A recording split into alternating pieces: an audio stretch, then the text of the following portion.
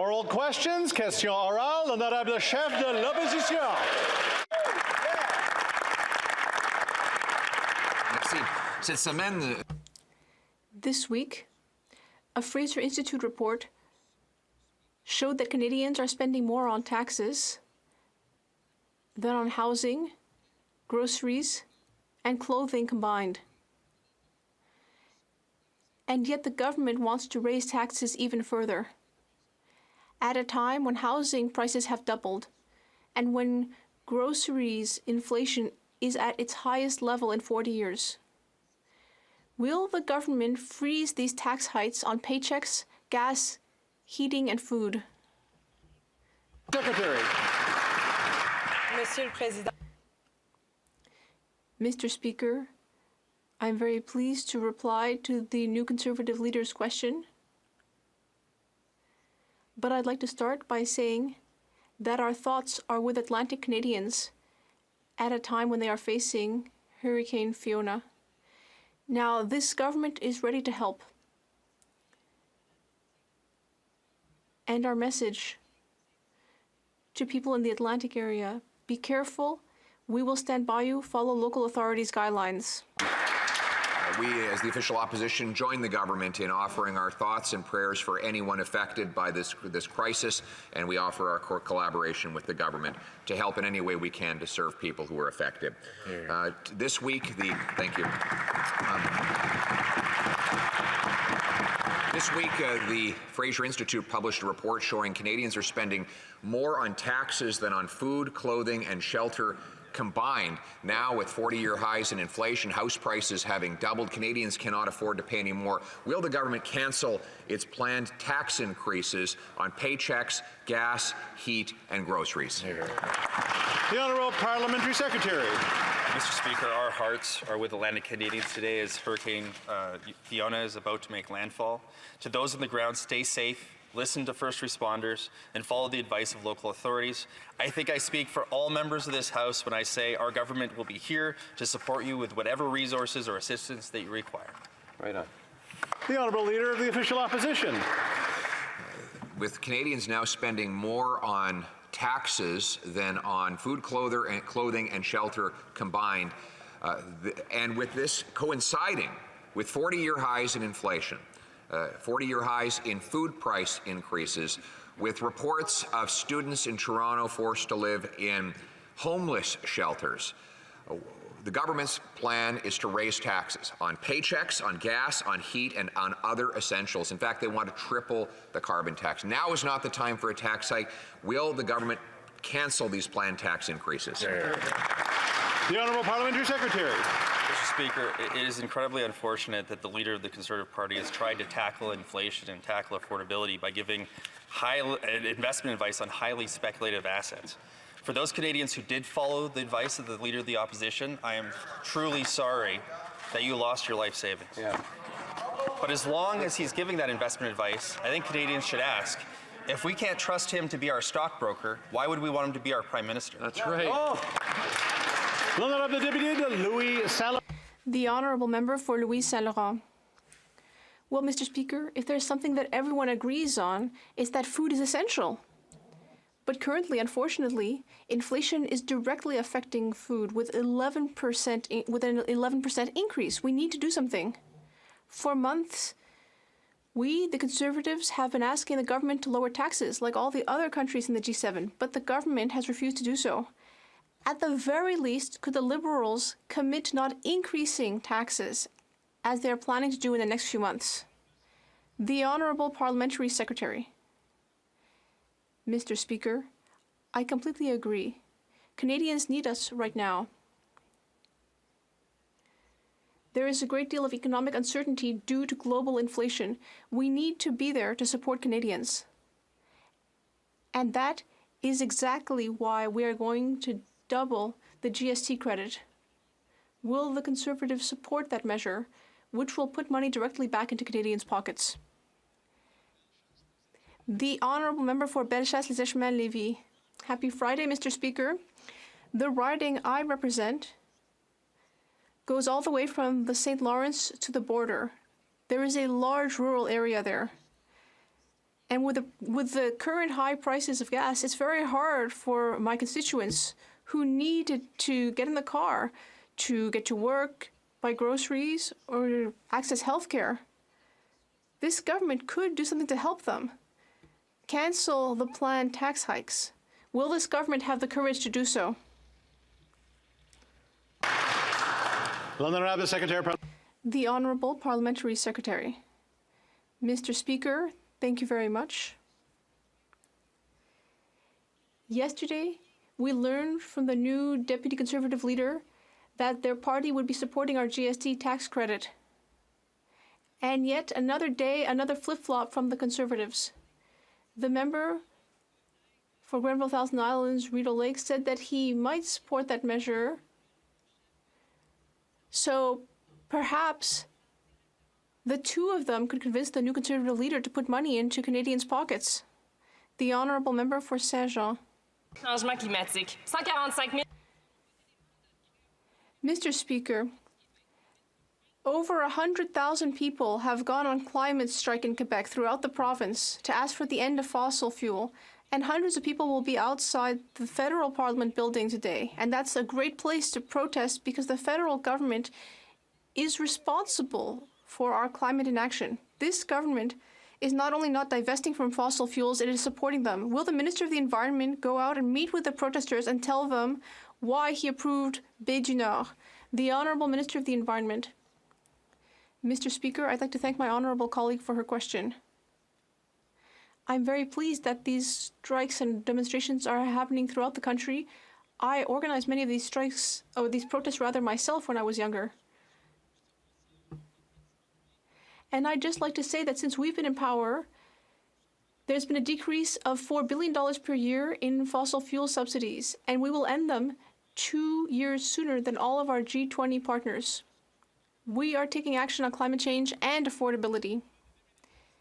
The Honourable Member for Saint-Jean. Mr. Speaker, Quebecers are concerned about the future. Hundreds of thousands are marching throughout Quebec to remind the government of what it had once, or remind this Minister of the Environment, rather, what he once believed in, divesting from fossil fuels. Instead, this government is continuing to encourage the oil industry. Last year, it approved Baie du Nord, and it's continuing to heavily subsidize oil companies with $2.5 billion in the last budget. When will this government understand that we need to reduce fossil fuel? In fact, we need to break on fossil fuels instead of actually accelerating with them. I'd like to remind my colleague that we are investing $109 billion in clean technology, transit electrification, in making electricity production more ecological. We are doing a great deal more than many of our partners. We will reduce greenhouse gases by 40 to 45%. And I'm not talking about doing that by 2030. I'm talking about the next 3 years. Without cost for business, we have a plan that will work to fight pollution and to help Canadians. Member for Windsor West. Mr. Speaker, in the middle of a cost of living crisis, through no fault of their own, Syncreon auto workers are going to lose their jobs. The Liberals have known this for months, and they knew it was coming, but they refused to reform the Employment Insurance Act, leaving them out in the cold. Shockingly, instead of making things better, tomorrow the Liberals are changing the EI rules to make things tougher for people just trying to feed their families. This government seems to forget that money belongs to the workers, not them. To those families that they are responsible to. They have been paying for EI into years, and now the Syncreon auto workers are going to be robbed. Why are the Liberals being so cruel when they could fix this today? It's not too late. Justice should be served for these workers. They're due this respect. The Honourable Parliamentary Secretary to the Deputy Prime Minister. Mr. Speaker, we understand that EI benefits need to be more fair, more responsive, and more adaptable to the needs of the Canadian workforce. That's why we are committed to delivering a full-scale modernization of the EI system. Although some temporary pandemic benefit programs are winding down, regular EI benefits will continue to be available to workers just as they were before the pandemic. We look forward to launching our long-term plan to improve Canada's EI system. The Honourable Member for Hamilton Centre.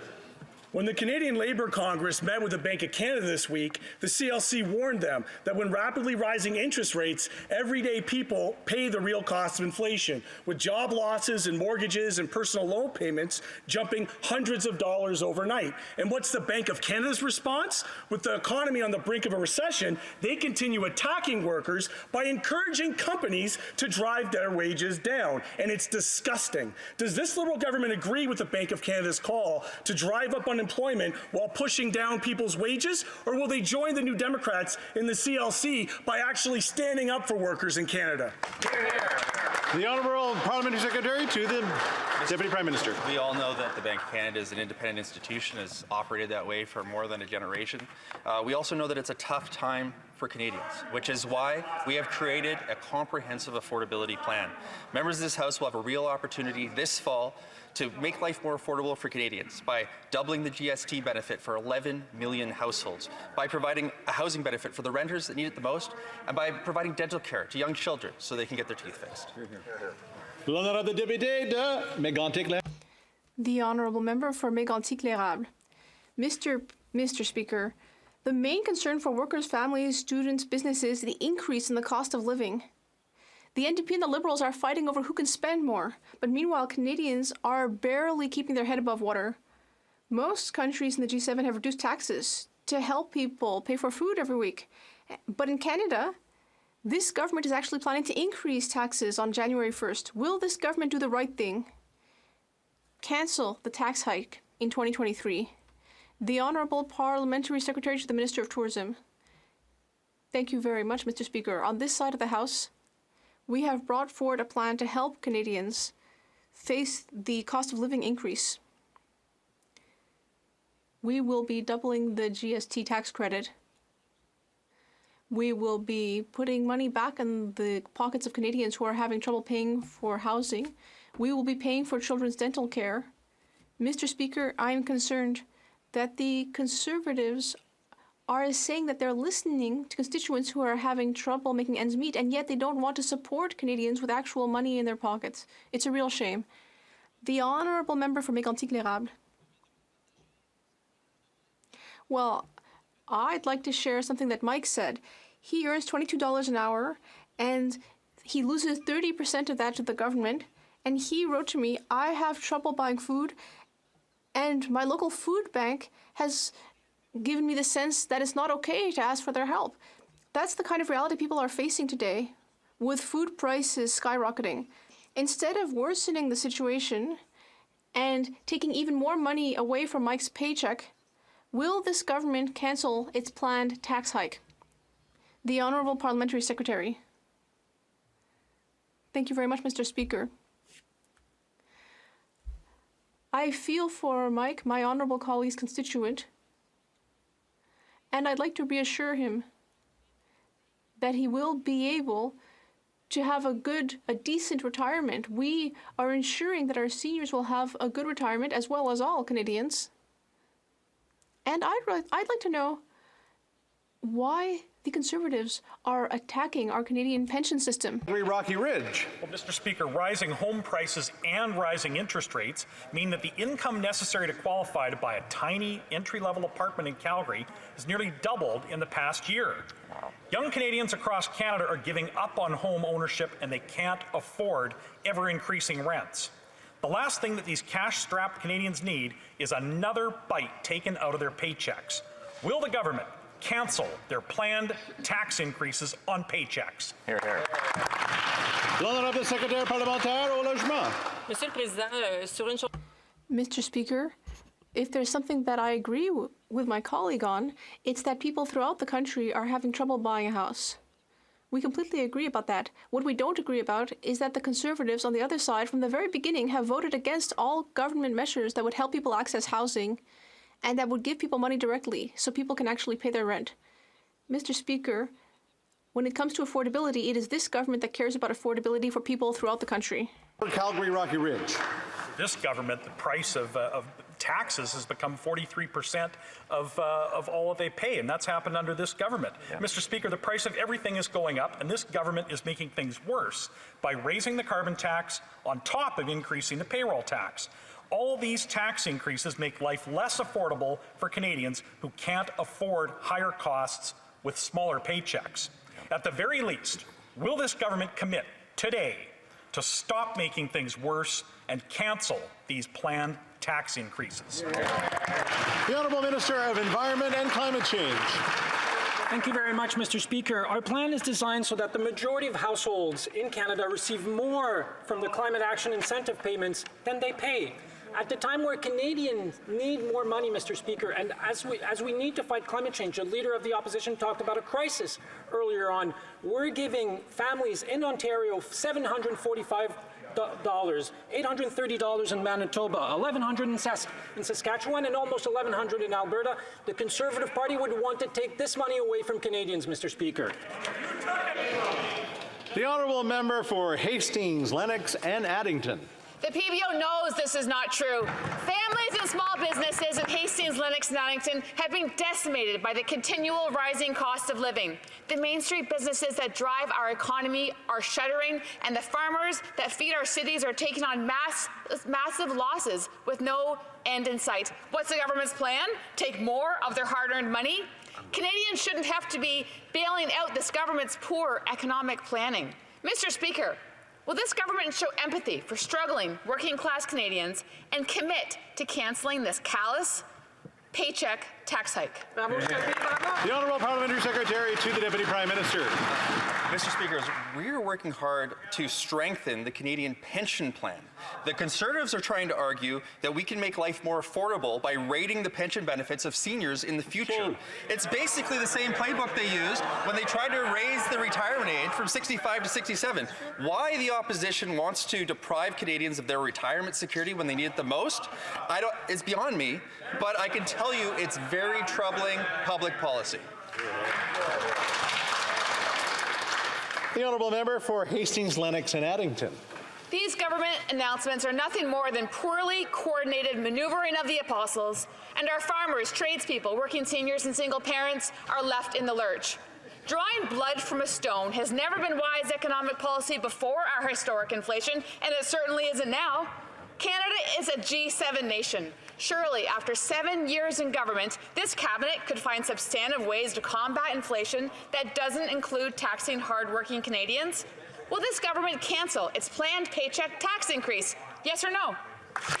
The Honourable Parliamentary Secretary. Mr. Speaker, the Conservatives are not friends of the Canadian taxpayer. When they were in government, they raised taxes on Canadians more than 50 times, Mr. Speaker. That's 5-0. When we lowered taxes for the middle class twice, they voted against it. When we lowered taxes for small businesses, they voted against it. They can say whatever they want about lowering taxes, Mr. Speaker, but their actions speak louder than their words. The Honourable Member for Manicouagan. Mr. Speaker, less than 2 days left. On Sunday, the temporary EI measures will end. If the federal government doesn't do something, we'll be back in the black hole on Sunday. Back into a nightmare for seasonal workers throughout the country, but especially in Eastern Quebec. In less than 2 days, we're going to be back to an EI system where 60% of workers will not be able to access it, even if they've paid in all their lives. Mr. Speaker, we need in-depth reform, but now we have less than 2 days to take action. Will this government extend the temporary measures? Mr. Speaker, we understand that EI benefits need to be more fair, more responsive, and more adaptable to the needs of Canada's evolving workforce. And that's why we are committed to delivering a full-scale modernization of Canada's EI system.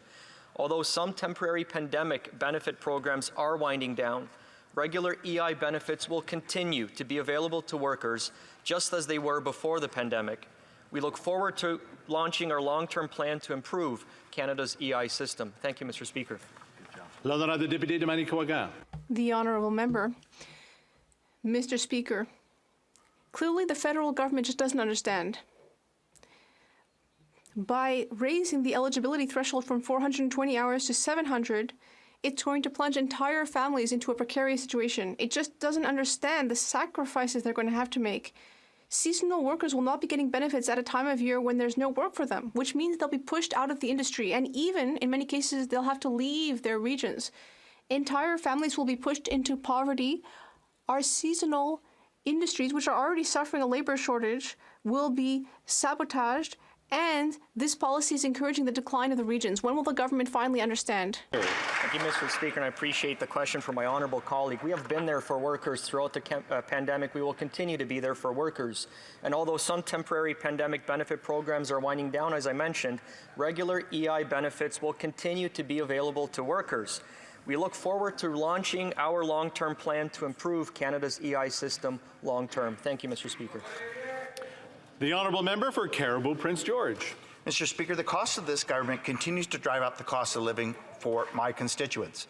Canadians living in rural, remote communities already are disproportionately impacted for higher gas prices, higher food prices. Now this government is hitting them once again with a tax increase on their paycheck. From Vanderhoof to Prince George, Quesnel to Williams Lake, my constituents have told me loud and clear that they can't afford any new taxes.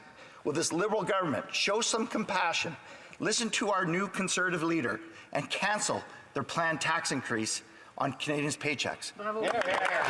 The Honourable Parliamentary Secretary to the Deputy Prime Minister. Speaker, this summer we presented a comprehensive plan to make life more affordable for Canadians.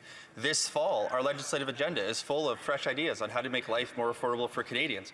The Conservative plan presented all this week is really two parts: stop fighting climate change and raid the pension benefits of our seniors. I'm sorry, Mr. Speaker, but this is not what responsible leadership looks like. The Honourable Member for Langley Aldergrove. The cost of living in British Columbia is higher than anywhere else in Canada, led by the high cost of housing.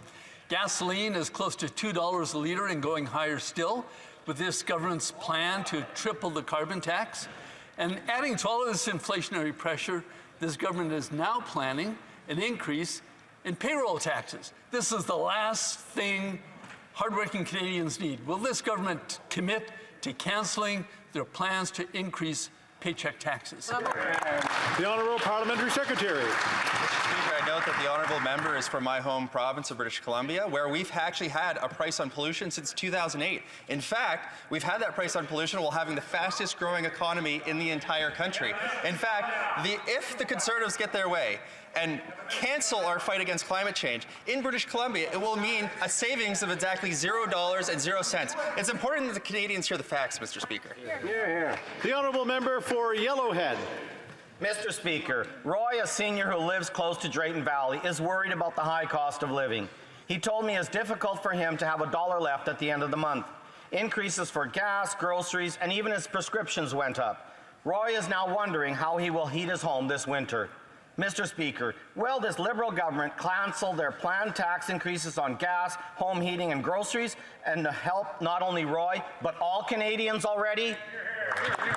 The Honourable Minister of Seniors. Mr. Speaker, we recognize the challenges that seniors are facing, and our government has been there for them. And now to help seniors who are struggling, Mr. Speaker, we're doubling the GST tax credit. That means seniors will receive $700 back in their pockets. Nearly 2 million low-income renters who are struggling with their rent, Mr. Speaker, will receive $500. We also increased the old age security for seniors age 75 by 10%. Mr. Speaker, for seniors, for a full pensioner, that means $800 in their pocket. Mr. Speaker, while the Conservatives oppose every affordability measure, we will remain focused on delivering for seniors. Thank you. The Honourable Member for Souris Moose Mountain. Mr. Speaker, Saskatchewanians are suffering from this government's lack of action on inflation and skyrocketing cost of living. Winter is on its way, and with temperatures ranging between -10 and -30, we have no choice but to heat our homes. Food prices are increasing by 10% since last year, and the carbon tax will be tripling. Yet the government rebates don't even come close to covering those increased costs. Will the government stop hurting Canadians and cancel their planned tax hikes on gas, heating, and groceries? The Honourable Minister of Environment and Climate Change. Thank you, Mr. Speaker. Carbon pricing is widely recognized by nearly everyone, including in this House, except the Conservative Party, as the most economically efficient way to reduce emission while driving clean innovation and creating jobs. But don't take it from me, Mr. Speaker. Don't take it from the Bloc Québécois. Don't take it from the NDP. Don't take it from the Greens. Take it from some members of the Conservative Party of Canada who have asked that our system be applied in their province because it gives more money back into people's pocket and it fights climate change at the same time. Thank you, Mr. Speaker. The honourable member for London Fanshawe.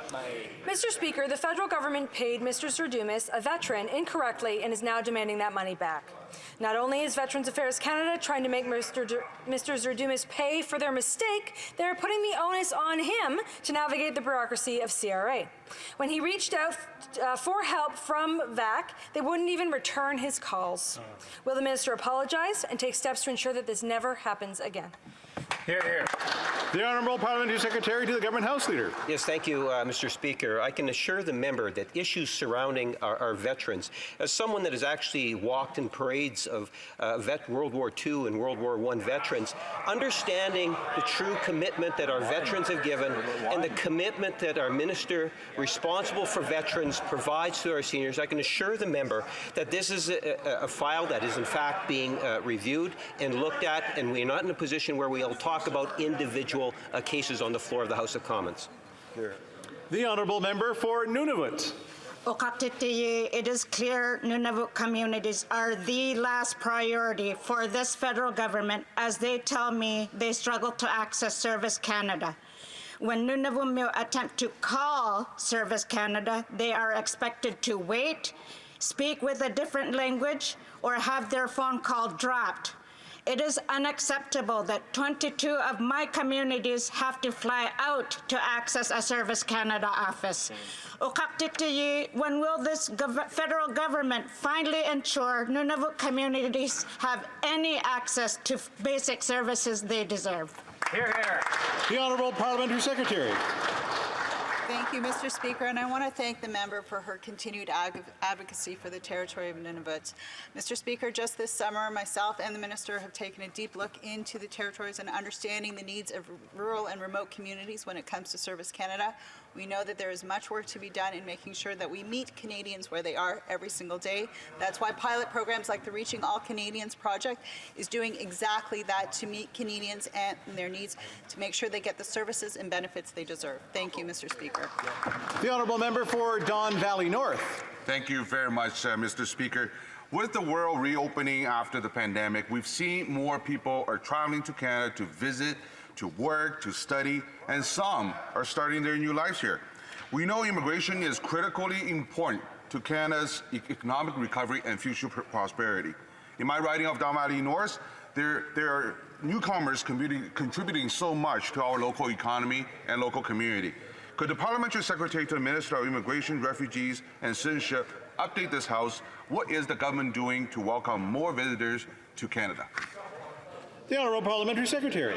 Thank you. I want to say thank you to the member from Don Valley North for the question. And Mr. Speaker, we are making every effort to reduce wait times and return to service standards. We've hired 600 staff this year, but we know that more needs to be done. And that's why we're adding 650 more staff. We're making progress. We've processed 394,000 work permits between January and August of this year, more than doubling the number processed the same period last year. Mr. Speaker, modernizing our immigration system is more than about putting things online. It's about putting the people at the heart of everything we do.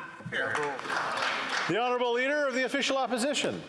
We're happy that the government has backed down from requiring people to use the disastrous ArriveCAN app or follow the unscientific vaccine mandates just to cross the border, but the inconsistency remains. The government now admits that it is safe for an unvaccinated person to get on an airplane, to work in a government office, but unsafe for that same person to serve in the Canadian Armed Forces.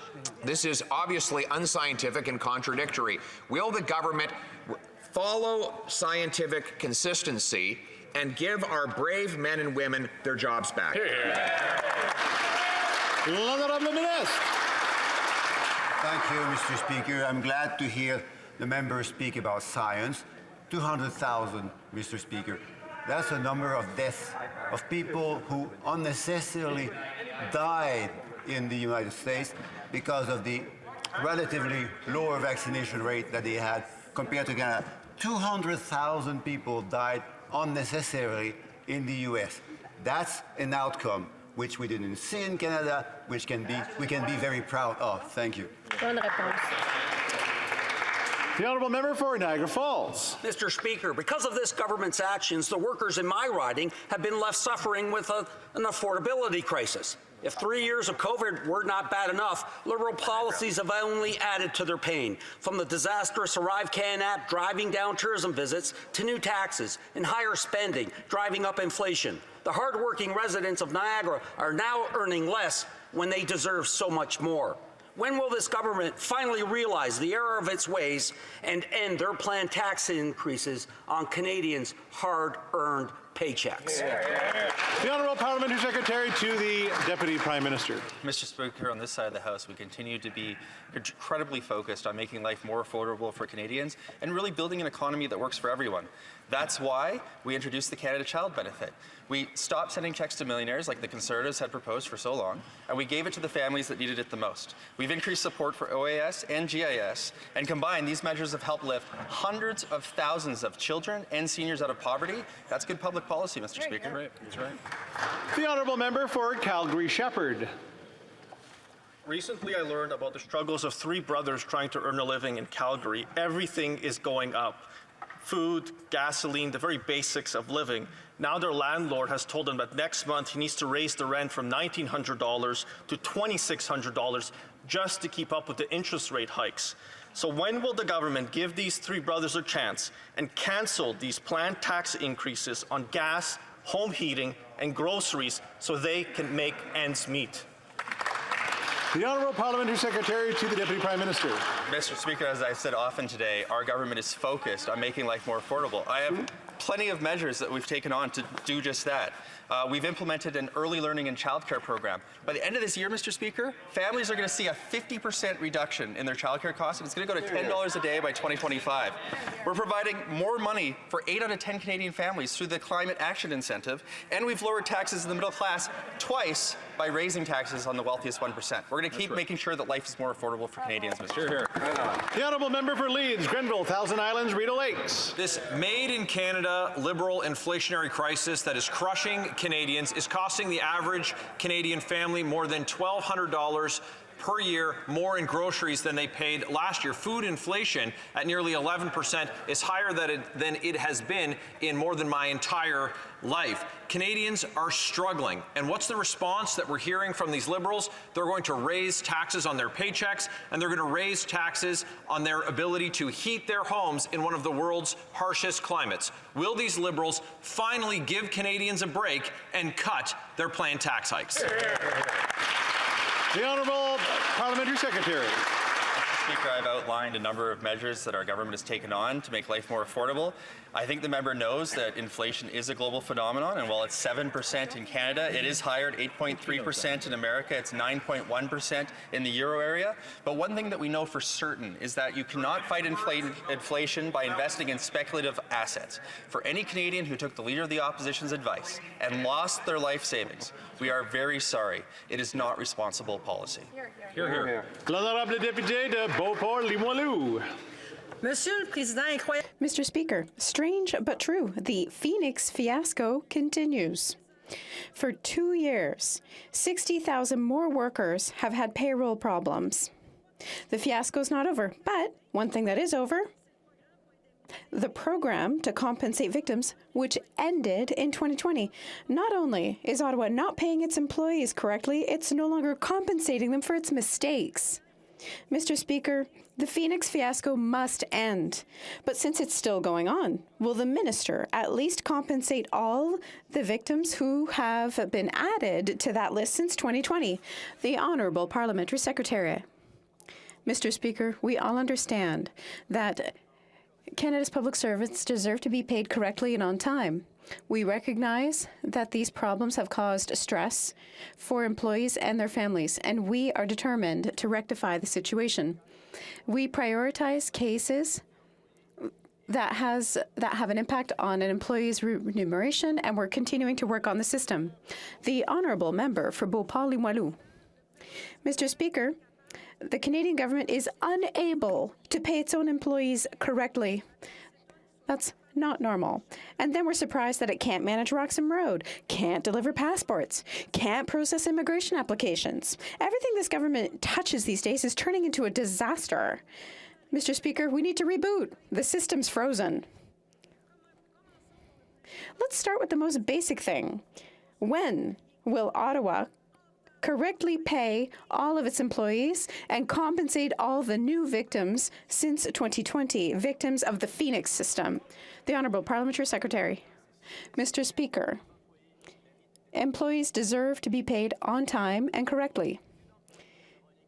We have a team that's working 24/7 on Phoenix, and they're going to reestablish order. We also have plans to set up a next-gen system that will improve the existing system. But all I can say right now is that we're aware of it and we are working on it.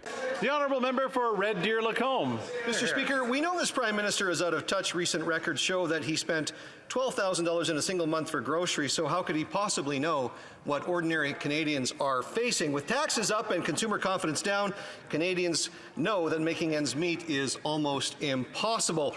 Not only are Canadians cutting back on groceries, they worry about heating their homes this winter, that is, if they can afford a house in the first place. So, do the Bohemians across the way know that theirs is a rhapsody of tax misery? And will they cut their planned tax increases on gas, home heating, and groceries? The Honourable Minister of Environment and Climate Change. Thank you very much, Mr. Speaker. Just 2 weeks ago, I announced a program, a $250 million program to help tens of thousands of Canadians to get off home heating oil, get access to cheaper, cleaner electricity to heat their homes and use in their houses. This is yet another example of how we can tackle the crisis of climate change and help Canadians with affordability. Unfortunately, on these two fronts, the Conservatives have nothing to offer Canadians. Thank you, Mr. Speaker.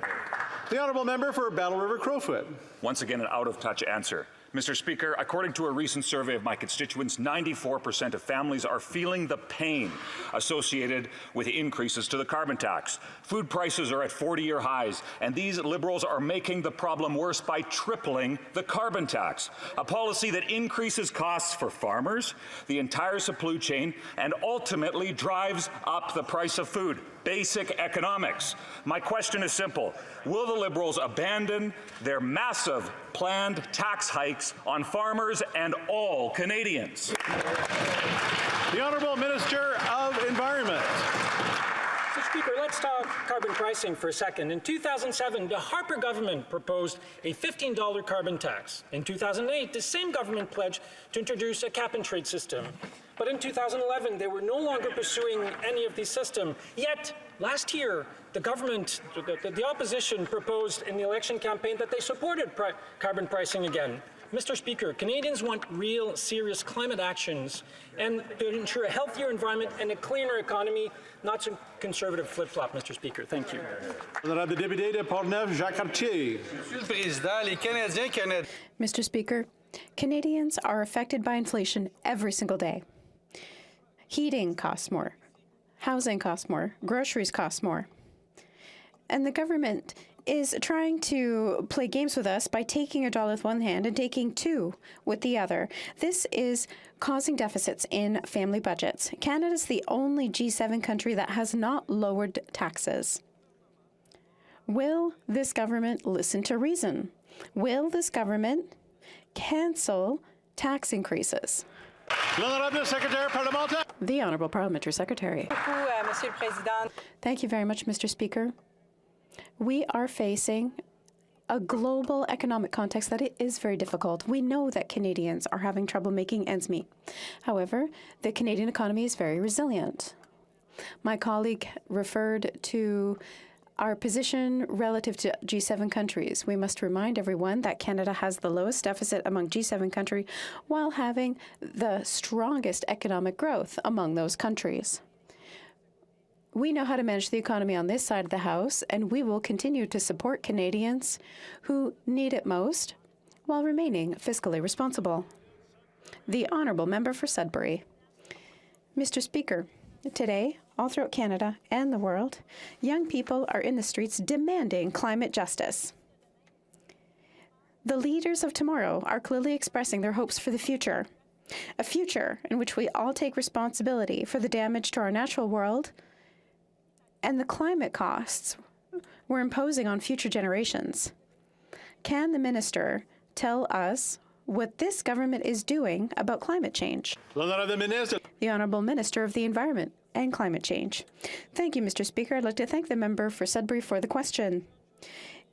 In my younger life, I would have been at the front of today's climate protest carrying a banner or a bullhorn.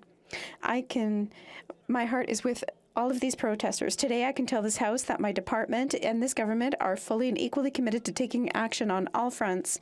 $100 million, over 100 measures for electrifying and conservation in partnership with Indigenous peoples.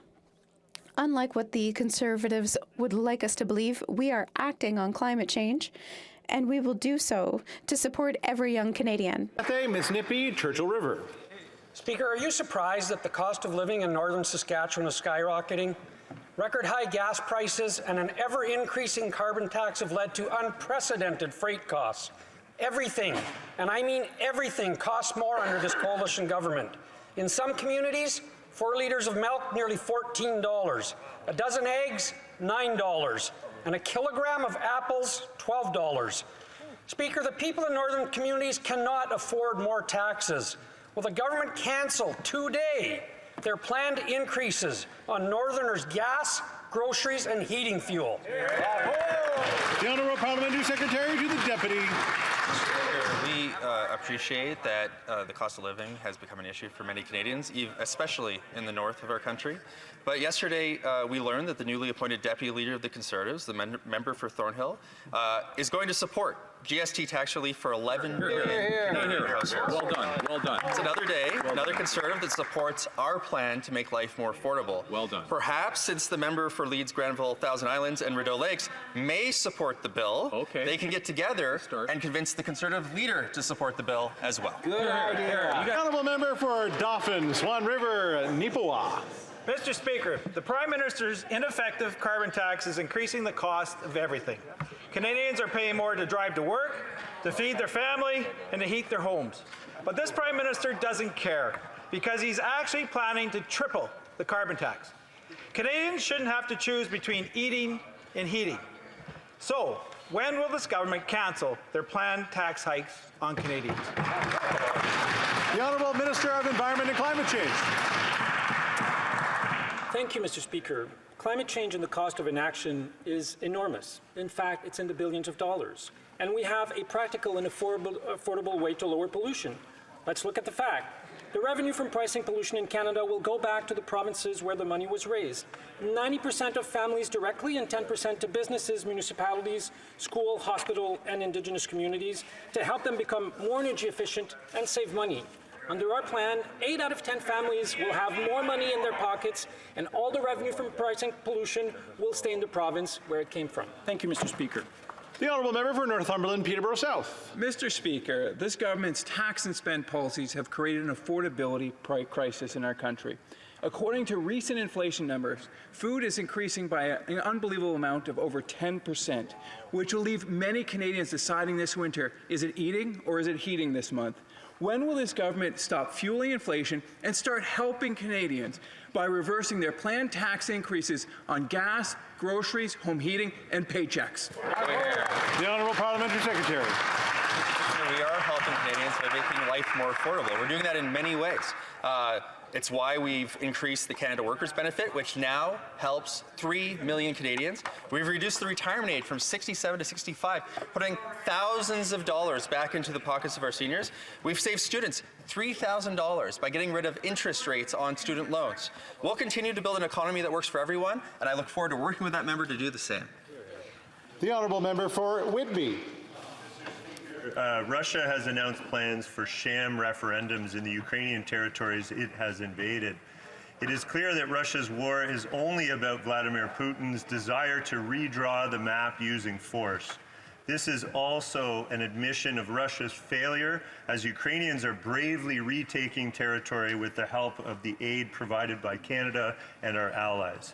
Ukrainians' territory must remain Ukraine's. Can the Parliamentary Secretary to the Minister of Foreign Affairs inform this House of the government's position on these latest Russian escalations? The Honourable Parliamentary Secretary to the Minister of Foreign Affairs. Thank you, Mr. Speaker. And I want to thank my colleague from Whitby for his question and also for his, like every member of this House, continued support and commitment to the people of Ukraine. Canada strongly condemns the sham so-called referendums that Russia has planned in the occupied regions of Ukraine. They're completely illegitimate. Canada will never recognize them, and we're urging other countries to join with us in rejecting Russia's attempts to steal Ukrainian territory through deceit, violence, and terror.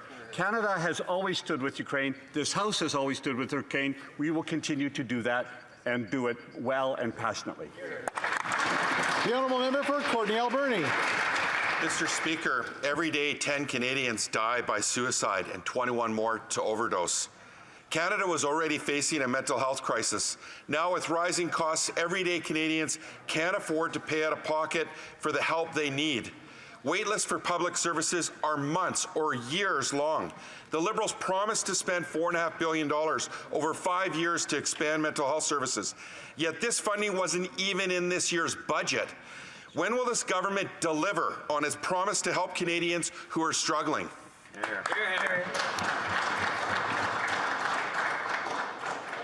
The Honourable Parliamentary Secretary. Merci, Monsieur le Président. Je remercie mon collègue. Thank you, Mr. Speaker, and I'd like to thank my colleague for his question. Yesterday, I was pleased to be able to answer in more detail during the Late Show debate. We fully understand that the current crisis is complex and it's important to act. That's why we remain committed to investing $4.5 billion over 5 years, namely through the new transfer. This is in addition to historic investments we've made up until now in mental health. The Honourable Member for Spadina Fort York. Mr. Speaker, in 2021, the Liberals campaigned on the promise to eliminate interest on Canada's student loans. Today, the government is poised to increase interest rates in April, adding an average of $600 to student loan payments. Mr. Speaker, is this just another example of the government's smoke and mirrors and failure to honor its promises to Canadians, just like its inability to combat rampant inflation, high interest rates, and soaring food costs? The Honourable Parliamentary Secretary. Thank you, Mr. Speaker. Young Canadians and students are the future of Canada. With Budget 2022, we are investing $26 million over 4 years to increase the amount of forgivable Canada student loans by 50% for healthcare workers in rural, remote communities. But we've had students' backs every step of the way. Through Budget 2021, we made federal student loans interest-free until March 2023. We also doubled Canada student grants and extended the Skills Boost top-up to help young Canadians afford education during the pandemic. We remain committed to permanently eliminating the federal interest on Canada student loans and Canada Apprentice loans. We will help young Canadians transition into the workforce. Thank you, Mr. Speaker. And that's all the time we have for question period today. I want to wish everyone